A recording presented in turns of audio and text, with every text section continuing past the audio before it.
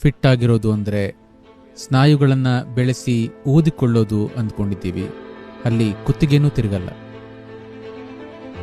ಫಿಟ್ನೆಸ್ನ ಪೂರ್ತಿಯಾಗಿ ಬೇರೆನೇ ರೀತಿಲಿ ತಂದ್ಕೋಬಹುದು. ಇಂದಿನ ಕ್ರೀಡಾಪಟುಗಳು ಅಳತೆ ಮೀರಿ ಸ್ನಾಯುಗಳನ್ನು ಬೆಳೆಸಿಕೊಳ್ಳಲ್ಲ. ಅವರು ತೆಳ್ಳಗೆ ಚೆನ್ನಾಗಿರ್ತಾರೆ. ಯಾಕೆಂದರೆ ಎಲ್ರಿಗೂ ಅರ್ಥ ಆಗ್ತಿದೆ, ಸುಮ್ಮನೆ ಸ್ನಾಯುಗಳನ್ನು ಬೆಳೆಸಿಕೊಳ್ಳೋದ್ರಿಂದ ಹೆಚ್ಚು ಪರಿಣಾಮಕಾರಿ ಅಥವಾ ಸದೃಢವಾಗಲ್ಲ ಅಂತ.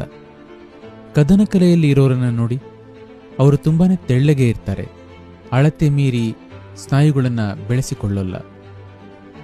ಮಾನವ ದೇಹನ ಅತಿಯಾದ ಸ್ನಾಯುಗಳಿಂದ ಬೆಳೆಸಬೇಕಿಲ್ಲ.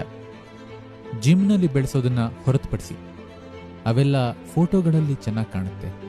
ಆದರೆ ನಿತ್ಯ ಚಟುವಟಿಕೆಗೆ ಅದೊಂದು ಅಡಚಣೆ.